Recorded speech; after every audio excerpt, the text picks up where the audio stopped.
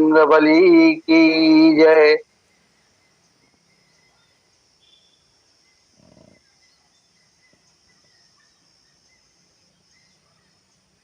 तुलसी विभूषित करा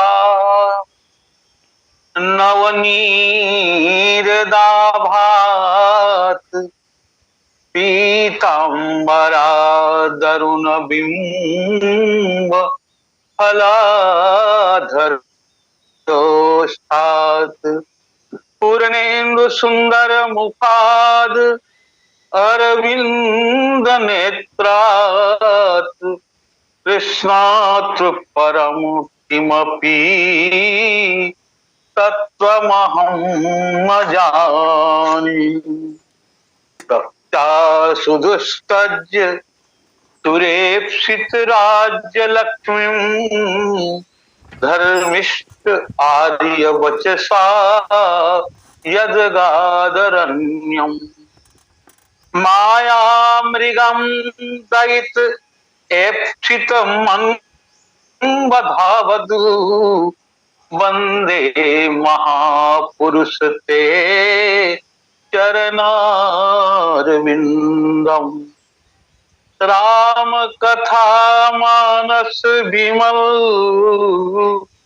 कथा अमित विस्तार आसन आय विराजिए त्रियंजनी कुमार।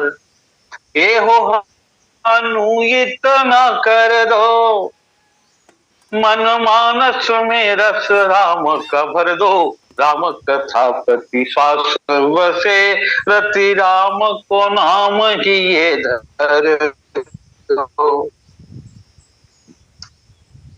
लेखनी हो तुलसी मनस की अक्षर शंकर मानस की। लेखनी हो तुलसी की मसी और अक्षर शंकर मानस की। रुचि प्रेम की मूरत भाव भरत आशीष सिया कर पंकज की। पूजी प्रेम की मूरत भाव भरत आशीष सिया कर पंकज की। बोलो भक्तवत्सल भगवान की जय। इस लिंग से जुड़े हुए सभी आत्मी जनों को, संतों को, विप्रों को, व्याख्याकारों को और इसके संचालक परम श्रद्धेय श्री पटेल जी सादर नमन करता हूं, वंदन करता हूं। आइए जो प्रसंग चल रहा है उसे आज विराम की ओर जाए। ब्रह्म पयो निधि मंदर ज्ञान संत सुराही कथा सुधा मथि काढ़ई भगति मधुरता जाय। ज्ञान की चर्चा करते हुए हम लोग ज्ञान दीपक में पहुंचे, यहां तक आए हैं। योग अग्नि करि प्रगट तब कर्म शुभा शुभ लाई। बुद्धि शिरावे ज्ञान घृत ममता मल दत। ये बुद्धि जब पवित्र होगी, अब बुद्धि कब पवित्र होगी? जब योग के माध्यम से शुभ अशुभ समस्त कर्म जल जाएंगे। न हम करता रहेंगे, न हम कर्म फल के आकांक्षी रहेंगे। और बुद्धि शिरावे ज्ञान घृत, ये ज्ञान घृत तब बुद्धि पिघलाएगी जब ममता मल करके ममत्व और अहम और मम, मैं और मेरा, ये सब जब पूर्ण रूप से खत्म होगा तब बुद्धि विज्ञान रूपनी हो। अभी तक बुद्धि ज्ञान रूपनी थी, अब विज्ञान रूपनी हो गई। तब विज्ञान रूपनी बुद्धि विशद घृत पाई अचित्त धिया दिया भरी धरे दृढ़ समता दिया की बनाई। दीपक जलाने के लिए घी को दीपक में रखा जाता है और दिया को जहां रखा जाता है उसको कहते हैं दीवट। जिसके नीचे का पेंदे का आग भारी हो, जरा से हल्के से टच होने पर, ये स्पर्श होने पर हिलने पर बुद्धि को घृत किया। अब घृत को अब कहां रखें? तब गोस्वामी जी कहते हैं चित्त ही दिया है, चित्त में रखें। अच्छा, दिया को कहां रखें? जो जो जरा सा धक्का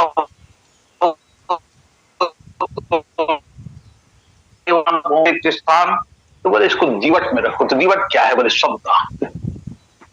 बुद्धि घृत है, उसे चित्त में रखें और चित्त में सबत्व का भाव आ जाना।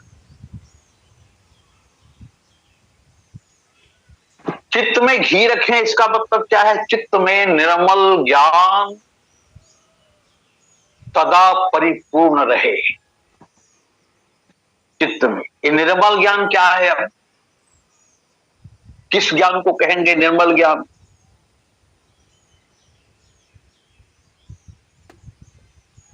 जहां ये भाव हो, ब्रह्म समान देख ब्रह्म समान सब पाही, ये वृत्ति एक रस रहे, कम ज्यादा नहीं होना चाहिए, एक रस, बस दृष्टि रहे। मुझे जितना दिख रहा है, जो भी देख रहा हूं, ये मेरे ब्रह्म ही हैं। अब विज्ञान रूपी बुद्धि क्या है? तो कहा ब्रह्मात्म का अनुभव, ब्रह्म और मैं एक ही। ये जो बुद्धि है, उसके बाद गोस्वामी जी कहते हैं चित्त दिया भरी धरे दिल समता दिए चिकर। चित्त में विषमता ना आवे, चित्त में समता रहे। अगर विषमता आया तब ज्ञान नष्ट हो जाएगा। अच्छा, चित्त के बारे में हम सब जानते हैं, चित्त वह स्थान है जहां अनेकानेक जन्मों के संस्कार संग्रहित। चित्त में ही हमारे कई जन्मों के संस्कार, आज तक जितने भी जन्म लिए हों, सबके संस्कार जहां संग्रहित है उसे कहते हैं चित्त, और उसी संस्कार से हम लोग होते हैं प्रभावित। वही संस्कार जोर मारते हैं हमारे स्वभाव या हमारे निर्माण के लिए। देखो, रावण की भी समस्या यही थी, संस्कार ने ही रावण को जोर मारा। रावण बहुत बड़ा योग,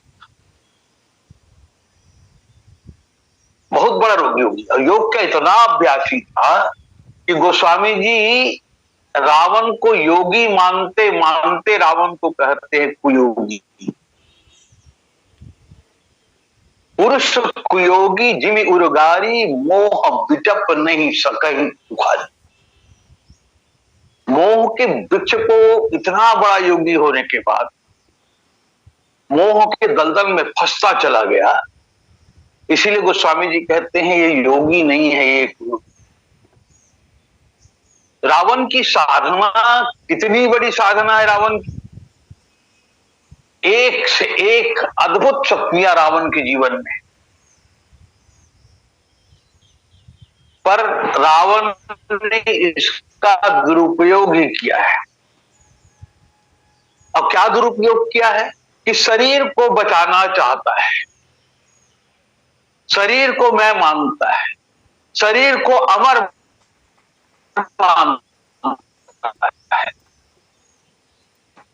शरीर। रावण अपनी साधना में अपने योग से इतना सफल है, इतना सफल हो गया कि उसके नाभि में अमृत झरने लगा।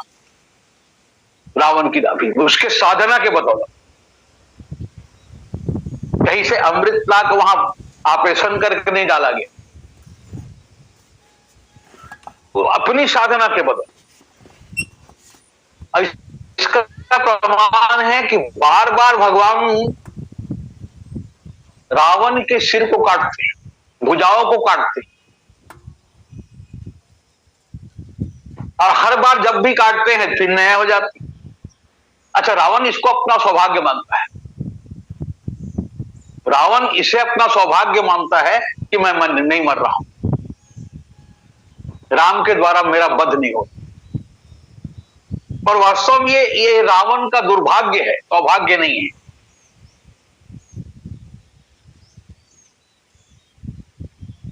रघुपति सर सिर कटे न मरई, अब विधि विपरीत चरित सब करई। अच्छा, क्यों रावण का दुर्भाग्य है? बार बार भगवान जिसको मारना चाहें अब वो ना मरे, क्योंकि सबसे पहले यही मारीच ने कहा था, तासो तात बयरु मत की जय, मारे मरिय जियाए जी जय। ये संकेत मारी।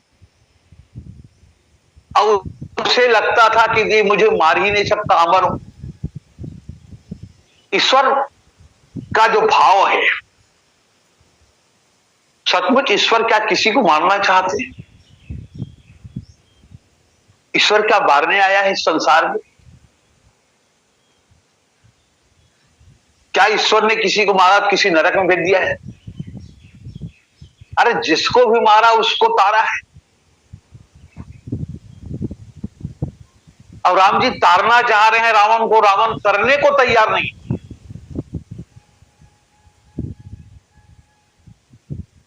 ये रावण का दुर्भाग्य। भगवान ने विभीषण से पूछा, विभीषण ये रावण बार बार सर कटता है फिर भी नहीं मरता, क्यों नहीं मरता? कोई कारण है क्या? तब विभीषण ने कहा कि नाभि कुंड पीयूष बस जाके, और नाथ जियत रावण बलता के। प्रभु इसके नाभि कुंड में अमृत है, जब तक उस अमृत को सुखाया नहीं जाएगा तब तक नहीं मरे। पर राम जी क्यों नहीं सुखा रहे हैं, क्यों प्रहार नहीं कर रहे हैं? मुझे तो लगता है लंका में एक से एक योगी है, रावण ही नहीं त्रिजटा भी योगी है।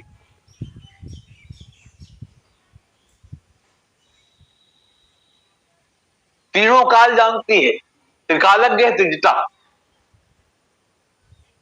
जिस बात को यहां भी रावण विभीषण से पूछ रहे हैं उसे त्रिजटा जानती है और कहती है कि इसके क्यों नहीं मर रहा है रावण? तो सीता जी कहती कारण आप हो। रावण ने पूछा, सीता जी ने पूछा क्यों नहीं मर रही है, मर रहा है रावण? तो त्रिजटा कहती कारण आप हो। जानकी जी पूछती है कारण मैं हूं, वो कैसे? क्योंकि इतना बड़ा योगी है रावण कि आपके ध्यान में इतना दृढ़ है, चाहे लड़ाई भी कर रहा, कहीं किसी भी स्थिति में रावण हो आपके ध्यान से विचलित नहीं हो पा रहा है। और ये वो इसीलिए वो नहीं मर रहा है। और भगवान इसीलिए नहीं मार रहे हैं, प्रभुता तेउर हतइन तेहि, अब यही के हृदय बसति वैदेही। अब बार बार जब सर कटेगा, जब तक ध्यान भंग नहीं होगा तब तक रावण नहीं मिलेगा। ये त्रिजटा कहती है। रावण और विभीषण कहता है नाभि। यही योग जो उसे जानकी जी से जोड़े हुए है, वही एक अमृत उसको वहीं से मिल रहा है।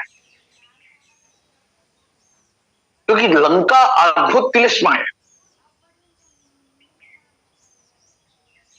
और हनुमान जी भी तब लंका वहां प्रवेश कर पाए अशोक वाटिका में, जब विभीषण जी ने बताया कि इस प्रकार वहां जाना है। उस तिलिस्म में तब घुस पाए।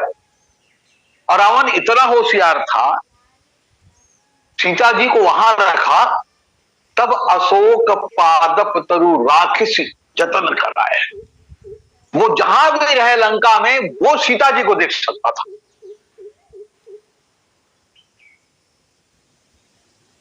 वो तो सीता जी को देख सकता था, लेकिन सीता जी ने कभी नहीं देखा। सामने आया तभी तीन धरी ओट कहती भाई दी, लेकिन शक्ति तो जानकी जी से ले लिया। आप बोलोगे कैसे? एकलव्य की कथा पढ़ते हैं हम लोग। द्रोणाचार्य जी ने एकलव्य को धनुर्विद्या सिखाने से इंकार कर दिया। एकलव्य अपने कुटिया, अपने आश्रम में आकर द्रोणाचार्य की एक मूर्ति बना ली मिट्टी की। अब उसी मिट्टी की मूर्ति को गुरुवत पूजकर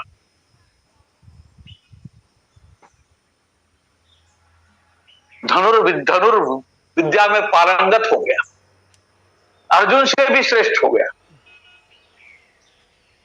तब द्रोणाचार्य मिट्टी के गुरु से शिक्षा प्राप्त कर सकता है, तो एक तरफा देख के रावण शक्ति क्यों नहीं प्राप्त कर सकता?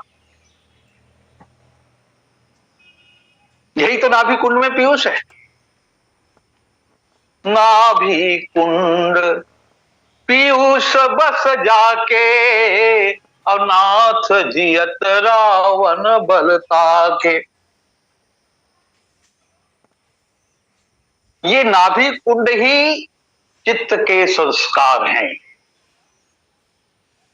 व्यक्ति की मृत्यु के बाद नया जन्म कैसे होता है? शरीर तो मर गया, पर चित्त में जो संस्कार है वही अगले जन्म का हेतु बनता है। समता की दियति बनाने के बाद साधक साधु हो जाता है।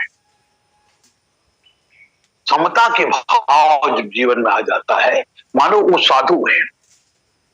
और साधु के लिए कपास की ही तुलना की गई है, उपमा दी गई है। साधु चरित शुभ चरित कपासु, और नीरस विशद गुणमय फल जासु। कपास का जो फल होता है, उसके ऊपर का भाग नीरस है, कोई स्वाद, कोई रस नहीं। बीज विशद है, कई वृक्ष बना दे।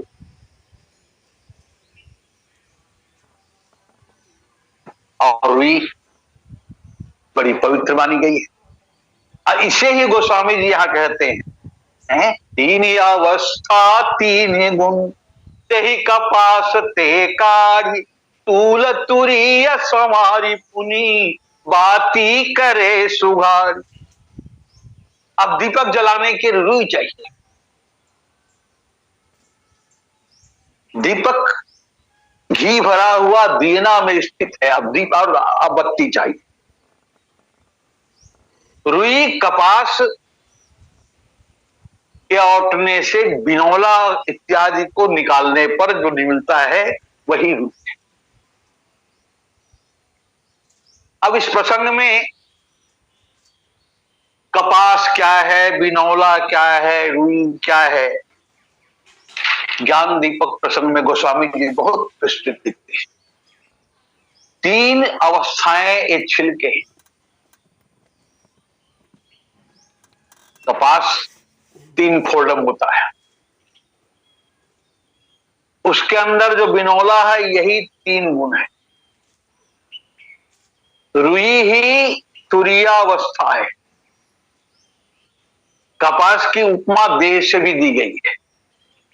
जिस प्रकार कपास में तीन कोष होते हैं, उसी प्रकार देह भी तीन प्रकार का होता है। स्थूल शरीर, सूक्ष्म शरीर और कारण शरीर। पांचभौतिक देह को स्थूल शरीर कहते हैं। स्थूल शरीर 24 तत्व वाला होता है। 5 ज्ञानेन्द्रियां, 5 कर्मेंद्रियां, 5 प्राण,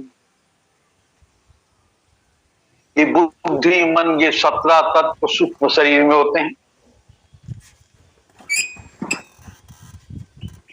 और 24 तत्व शरीर में।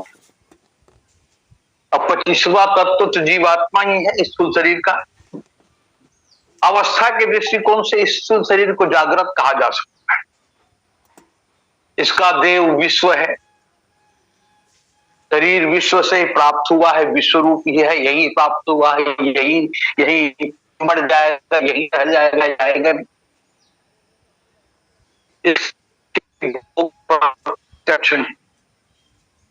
ये ज्यादा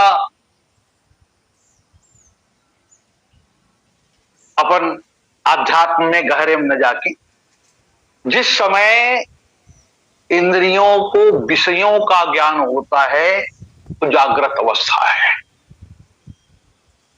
इंद्रियों को विषयों का ज्ञान होता है वो जागृत अवस्था है। और जागृत अवस्था के जो संस्कार हैं उसका जो ज्ञान होता है वो सुषुप्त स्वप्न अवस्था है। और जिस समय किसी प्रकार का ज्ञान नहीं होता वही सुषुप्ति अवस्था है। ये तीनों अवस्थाएं कपास के तीनों कोषों की तीन ढेरियां, सत्व रज तम उसके बीच है। भाव यह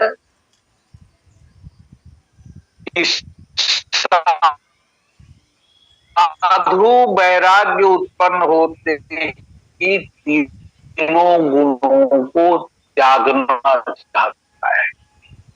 कहीं से ये स्थिति जब आएगी, कही तात सो परम विरागी अतीन सम सिद्धि तीन गुण त्यागी। जब तीनों अवस्थाओं तीनों गुण चल गए, काम समाप्त हो गया, अब केवल रूई बच गया। और यही तुरीय अवस्था है। इसे ही संवार कर तुनकर उसमें से कोषों के संस्कार को दूर करना पड़ता है और ढूंढना पड़ता है। तब आत्मा को अपना स्वस्वरूप दिखता है। इतनी प्रक्रिया के बाद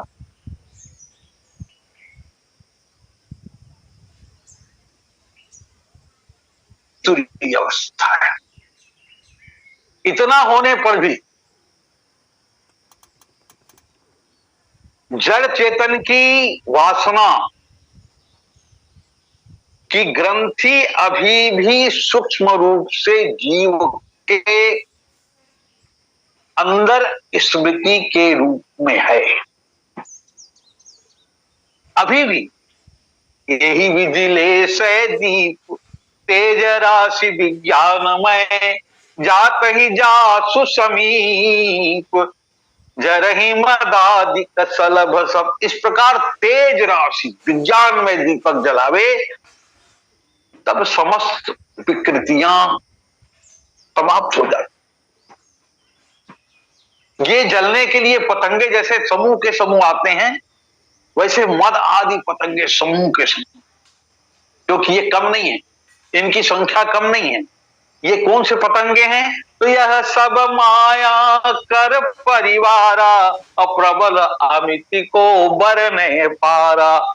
ये जब जल जाते हैं, समस्त विकृतियां समाप्त हो गई, तो सोहम अस्मि इति वृत्ति प्रचंडा और दीप शिखा सोई परम प्रचंडा।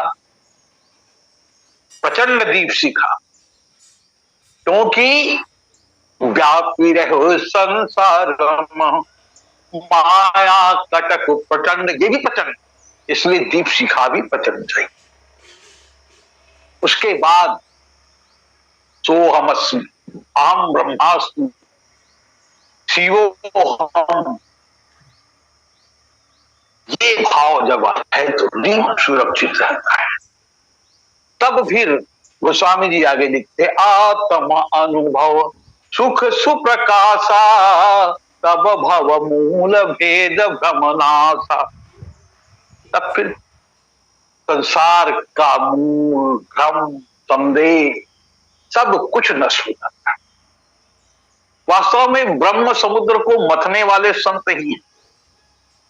संत अगर ना हो तो कथा भी खारा रहे, सब स्वाद, समुद्र का स्वाद खारा ही है। समुद्र में कोई पानी पी के तृप्त नहीं हो सकता। भरी बदरिया पाप की बरसन लगे अंगार, और संत न होते जगत में तो जल मरता संसार। भगवत तत्व असीम है। समुद्र को देखो तो समुद्र भी असीम लगता है, पर प्यास समुद्र को देखकर प्यास नहीं बुझे,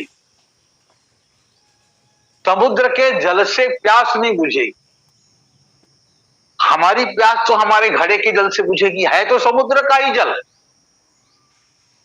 पर सूर्य के किरणों ने सोखा, बादल को दिया, बादल ने शुद्ध करके बरसा दिया, मीठा बना के हमें दे दिया, है तो समुद्र का ही।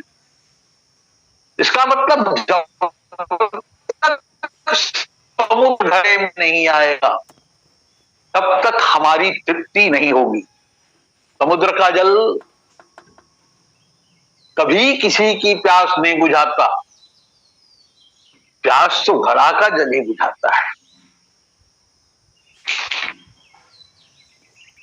और इसका मतलब यही है, असीम को ससीम में लाया गया, समुद्र को घड़ा में लाया गया और उसके खारेपन को दूर करके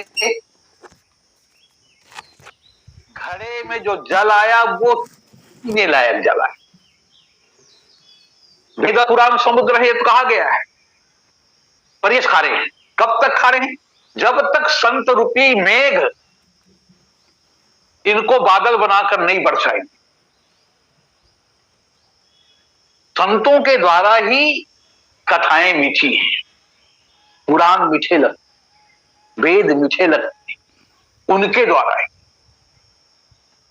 जैसे सूर्य का, समुद्र का जल सूर्य की किरणों से सोख करके बादल बनकर बरसता है, तब वही खारा जल मीठा हो जाता है। वैसे ही वेद पुराण के जल को अगर हम अपनी बुद्धि से चेष्टा करेंगे तो खारापन ही हाथ लग। लेकिन जब संत रूपी मेघ उसी जल को बरसाएगा तब मिठास का अनुभव होगा, खारापन जो। देखो हमारे पास कितनी तेज बुद्धि क्यों। सत्य का साक्षात करना हमारे वश की बात नहीं। हमने तो संसार को ही नहीं जाना अभी तक। जब संसार को ही नहीं जान पाए तो भगवान को कैसे जान लेंगे? उसको जानने के लिए जब हमारी बुद्धि वास्तव में श्रद्धा बनेगी, और श्रद्धा वाली बुद्धि सहज नहीं है, अहंकार वाली बुद्धि बहुत सहज सरल है। बुद्धि की भी एक सीमा है, संसार सहज नहीं है। तब क्या ये बुद्धि की एक सीमा है, बुद्धि असमर्थ है, तो भगवान को जानने का प्रयास नहीं करना चाहिए? दो दृष्टांत रामचरितमानस में दिए गए हैं। भगवान शंकर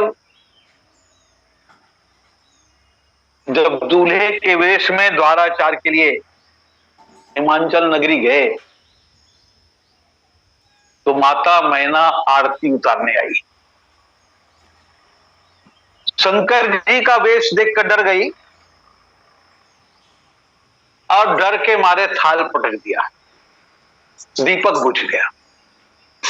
दूसरी ओर जनकपुर में भगवान श्री राम जब दूल्हे के रूप में आए तो माता सुनैने भरने बड़े प्रेम से भगवान की आरती,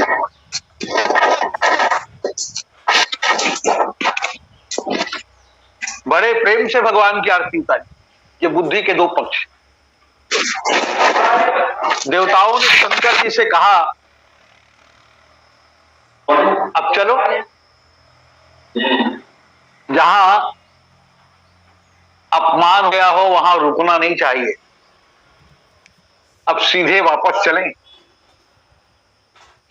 यहां तो इतना बड़ा अपमान हो गया, आपको देख करके आपकी सासू मां ने थाल पटक दिया, दीपक बुझा दिया, आटा की बंद कर दिया, और फिर भी उम्मीद कर रहे हो यहां विवाह होगा।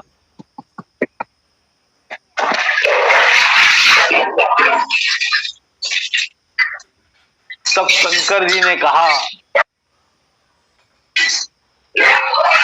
देवताओं, इसे तो मैं अपना अपमान नहीं मानता।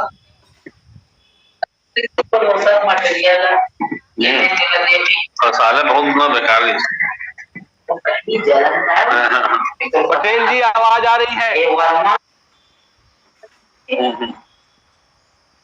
देवताओं ने कहा, भगवान शंकर ने कहा, भाई इसे तो मैं अपना अपमान नहीं मानता। बोले कैसे?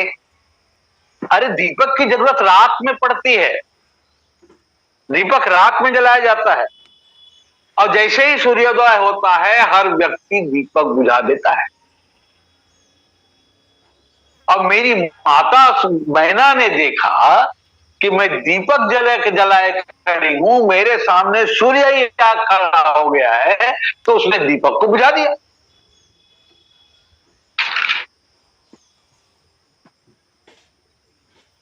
ये भगवान शंकर का एक दृष्टिकोण है। यहां पर सूत्र क्या है? बुद्धि है दीपक और ईश्वर है प्रकाश। मैना है बुद्धि, उन्होंने बुद्धि के प्रकाश में शंकर जी को देखा, यानी ब्रह्म तत्व को देखना चाहा। बुद्धि की इतनी सीमा नहीं है कि वो ब्रह्म तत्व को देख, बुद्धि ब्रह्म तत्व को नहीं पहचान सकती, असमर्थ है भगवान को पहचान। अब बुद्धि जहां असमर्थ हो जाए वहां यही तो दीपक का बुझना है। बुद्धि की सामर्थ्य का तो दीपक बुझ गया। अब मैना और सुनैना का अंतर क्या है? मैना है बुद्धि और सुनैना है भावना। पार्वती की माता बुद्धि है, सीता की माता भावना है। क्या करना चाह रहे गोस्वामी जी? केवल ब्रह्म दीपक के सहारे या बुद्धि के सहारे ब्रह्म तत्व को नहीं जान सकते। तब क्या उपयोग है बुद्धि का? बुद्धि का उपयोग अहंकार में नहीं है, भावना में है। देखो हमारी परंपरा क्या है, समुद्र में स्नान कर रहे तो तर्पण करते हैं, या घर में तर्पण करते हैं। स्नान करने के बाद सूर्य को अर्घ देते हैं। कितने दूर है सूर्य? क्या हमारा अर्घ वहां पहुंचता होगा? चंद्रमा को दीपक दिखाते हैं, क्या हमारा पहुंचता होगा? क्या एक करवा चौथ आता है, जल्दी से चंद्रमा को देखते हैं? ये क्या है वास्तव में? ये हमारी भावना है। भावना के साथ हमारी बुद्धि लगी हुई है।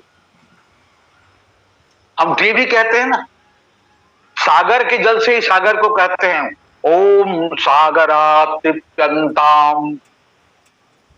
मेरी दी हुई अंजलि के जल से समुद्र तृप्त हो जाए। सूर्य की आरती उतारते हैं हम दीपक से,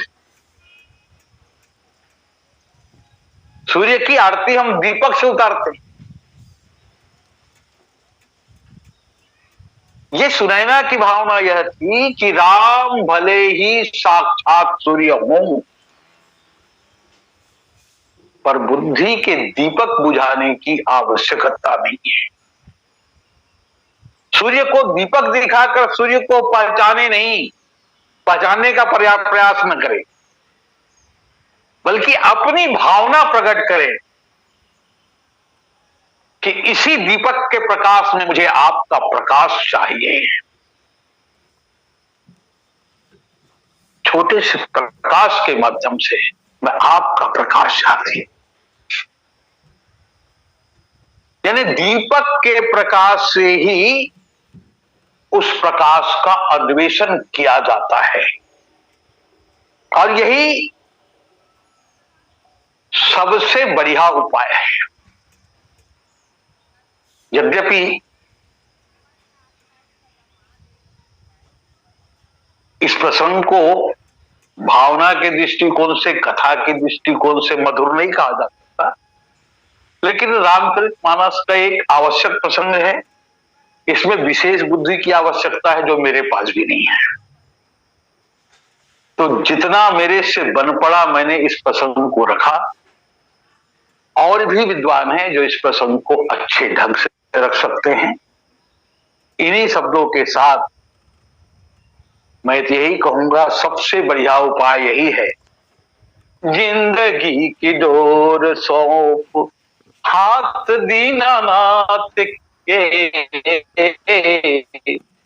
जिंदगी की डोर सौंप हाथ दीनानाथ के, महलों में राखे चाहे झोपड़ी में वास दे, धन्यवाद निर्विवाद राम राम कहिए, और जाही विधि राखे राम ताही विधि रहिए, सीताराम सीताराम सीताराम कहिए, और जाही विधि राखे राम ताही विधि रहिए। आप सबको धन्यवाद। ब्रह्म पयो निधि मंदर ज्ञान संत सुरान, कथा सुधा मति कारई, भगति मधुरता जाही। वैसे इस प्रसंग को और खींचना चाहे खींच सकते थे, लेकिन रबड़ जैसे खींचने से मतलब वो प्रसंग होनी चाहिए, और रबड़ जैसे खींचने में आनंद नहीं आता। तो मैं अब जो भी समय हो बचा हो पटेल जी को अर्पण करता हूँ। आप सबको धन्यवाद देते हुए ये जो लगातार मुझे समय दिया, इसके लिए मैं पटेल जी को हृदय से आभार प्रकट करता हूँ और अपनी वाणी को विराम देता हूँ। सियावर रामचंद्र।